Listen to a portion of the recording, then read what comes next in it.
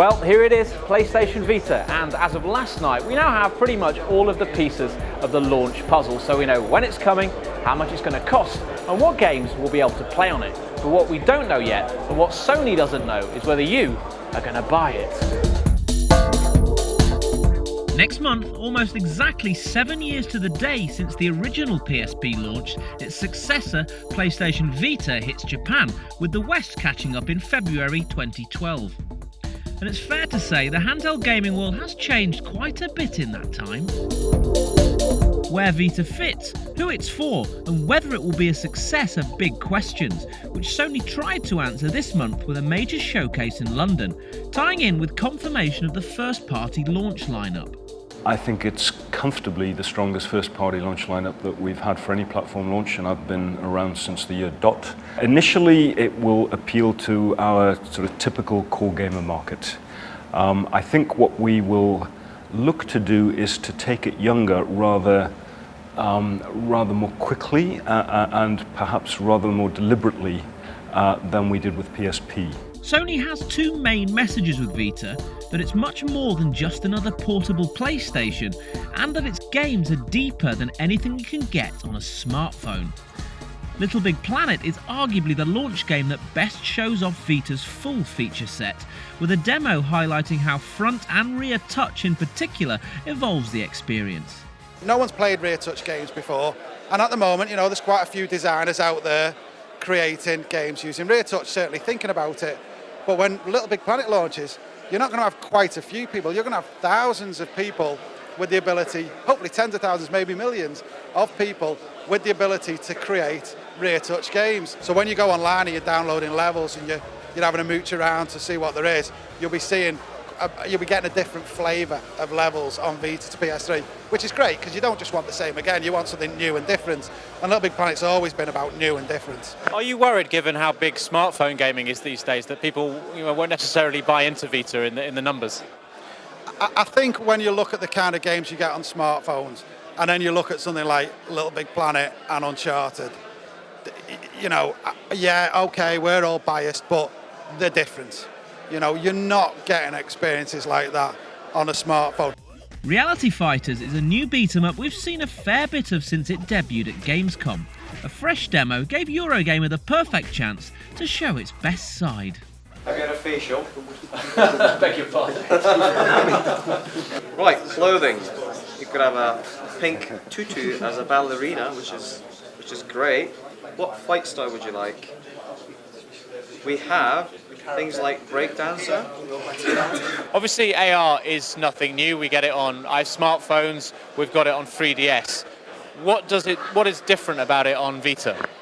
So with Vita, with the extra processing power, we can run things at 60 frames a second. Reality Fighter runs at 60 frames a second. The higher the frame rates, the better the augmented reality experience.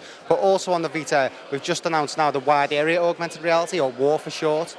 And with the 6 cards, it means that we're not just located to the one anchor point with a card. It means that we can spread the cards out to create a wider area. We can put the cards on different planes. So like a character can jump from your coffee table down to the ground. So in that respect, it gives us a lot more scope for the types of games that we can create in augmented reality. You can actually, go on top of buildings, project your fighters, to the ground floor, which could be tens and hundreds of meters in height. So in terms of that, the gameplay possibility is absolutely endless. One studio more excited than most about Vita is Evolution, creator of the excellent MotorStorm series, whose last title had more than its fair share of troubles.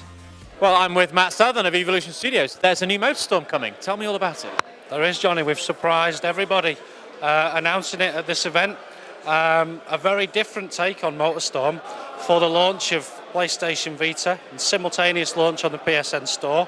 It's a simulation of radio-controlled racing that takes place in the MotorStorm universe. So it's not a top-down MotorStorm. It's very much a kind of new take on the game. It's not one of those games that you pay £1 for, play it for 10 minutes, never play it again. Half an hour in, you'll have barely scratched the surface. Really starts to get under your skin, gets really hypnotic, and it builds on over a decade of making racing games.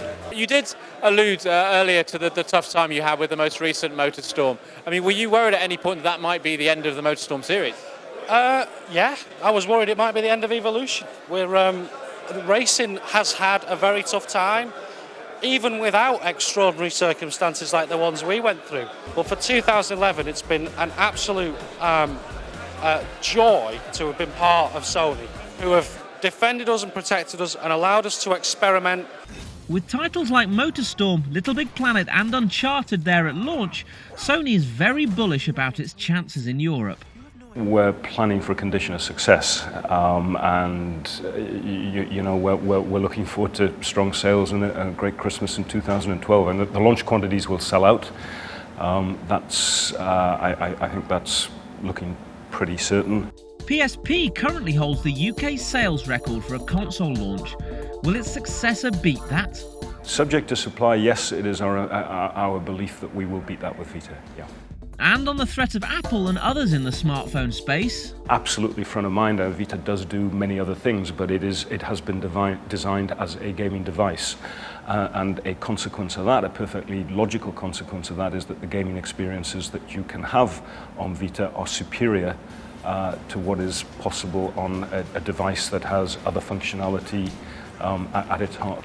It is our challenge to ensure that the gaming experience that we provide is closer to that TV console gaming experience than it is to your 69p thing that you've downloaded from the on your iPhone. If we can't deliver experiences which are significantly better than 59p app experiences, then we've got a problem, and I believe we haven't got a problem when you look at the likes of Uncharted and BigPlanet. If someone can make BigPlanet experience on smartphone, I'll take my hat off to them. I think the price is right, I think the performance is amazing, and I think developers, if our experience is anything to go by, are going to find this so easy to develop for, that not just first party but all studios are going to start making some cracking games for it.